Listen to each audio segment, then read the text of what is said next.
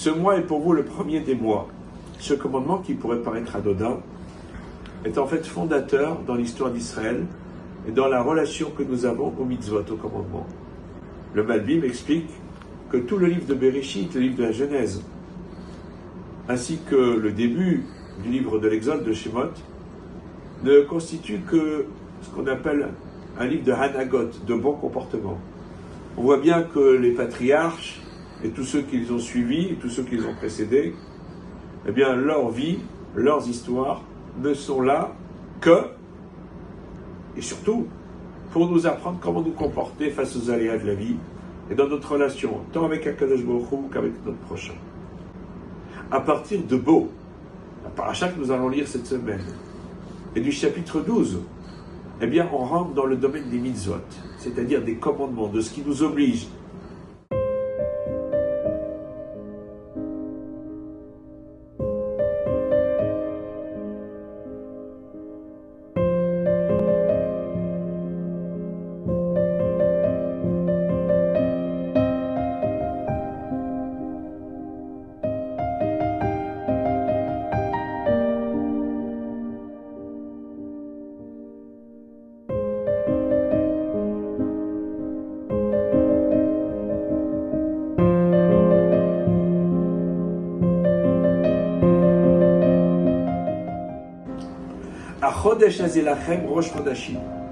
Ce mois-ci est pour vous le premier des mois. C'est la première mitzvah qui est donnée par Akadosh Baruch Hu à Israël avant même qu'il ne sorte d'Égypte.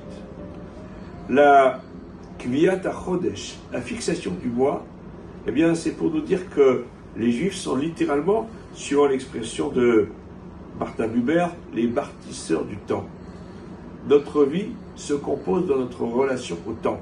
Savoir que le temps est tellement important qu'il est la cheville ouvrière de notre existence. D'ailleurs, ne dit-on pas Mekadesh Israël ve'azemanim, celui qui sanctifie Israël et les temps. C'est le temps du Shabbat, c'est le temps du mois, c'est le temps des fêtes, c'est le temps de tous les événements de l'année, heureux ou Dieu ne plaise malheureux. Le temps est au cœur de notre vie. D'ailleurs, pour le juif, le temps est un bien précieux qui ne se renouvelle jamais. C'est important d'avoir une montre pour savoir quand prier, pour être Kovea Itim la Torah, fixer un temps d'étude pour la Torah. Donc, on a besoin d'une montre pour tout ça. Savoir comment organiser son temps. Eh bien, tout tourne autour du temps, et c'est à ce moment-là, avant la sortie d'Égypte, que l'on nous l'enseigne. Et non seulement on nous l'enseigne, mais on nous fait les maîtres du temps. D'ailleurs, le traité Rosh Hashanah nous rappelle que Rabbi Yoshua a voulu fixer le nouveau mois, mais pas comme Rabban Gamliel, qui était le Nassi, le prince d'Israël. Rabban Gamliel lui a dit, attention, je t'ordonne de venir avec ton bâton, avec ta bourse, avec ton argent, le jour qui tombe suivant ton calcul à toi, comme étant le jour de Yom Kippour.